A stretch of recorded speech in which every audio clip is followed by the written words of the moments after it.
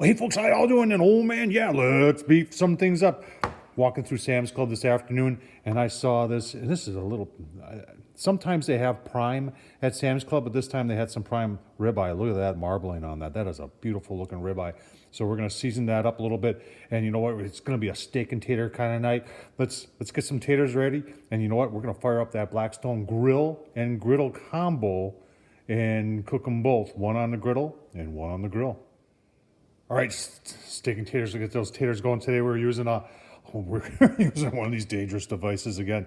Everybody always corrects me. I call it a guillotine because it reminds me of a guillotine, but I know it's called a mandolin. But gotta be really careful when you're using these things, folks. I've used gloves before, but the best thing to do is just go slow.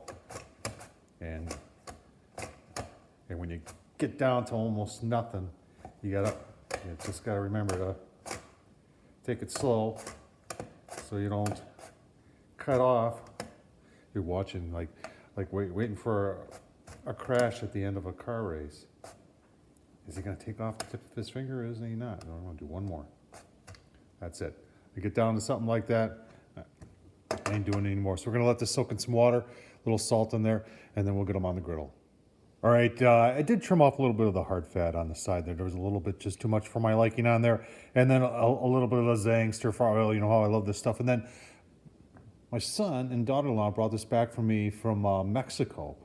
And I can't read any of it, but the smell of it is just phenomenal. For those of you who can read this, that's what's in there. But this is some pretty amazing stuff. Like I said, the aromatics in that. I know there's at least salt, pepper, and garlic in there, but there's other things in there.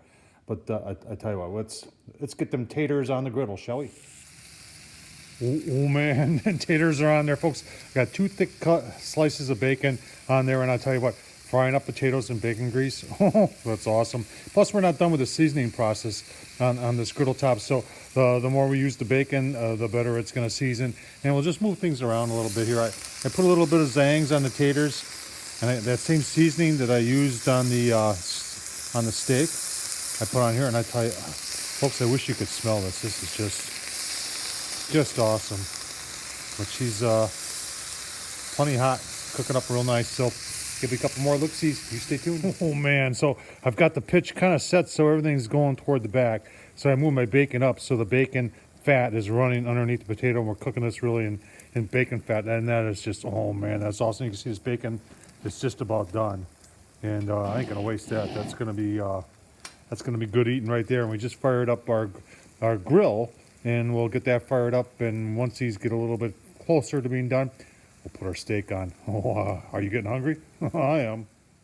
All right, folks, taters are ready to come on off. We're gonna get that steak on. You wanna see what's going on the grill box? Temperature probe is pegged. It says it's over 600 degrees.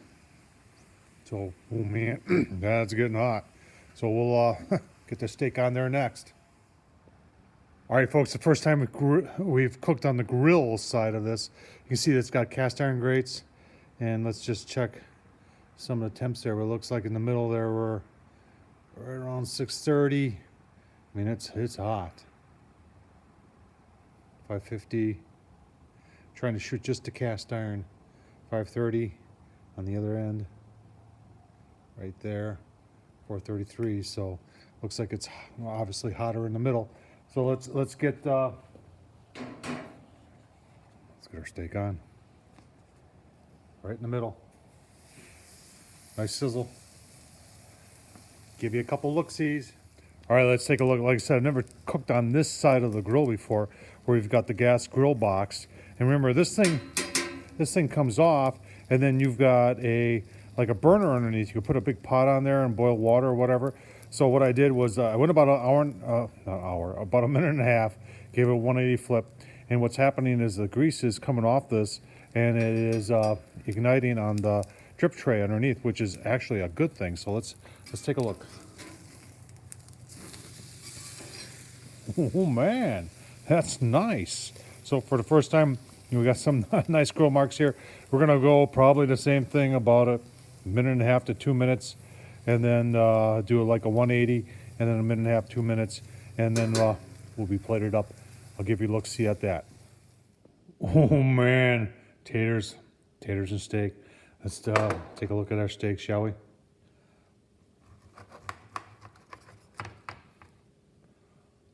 That is, folks, that's medium rare. That's just perfect. Just perfect.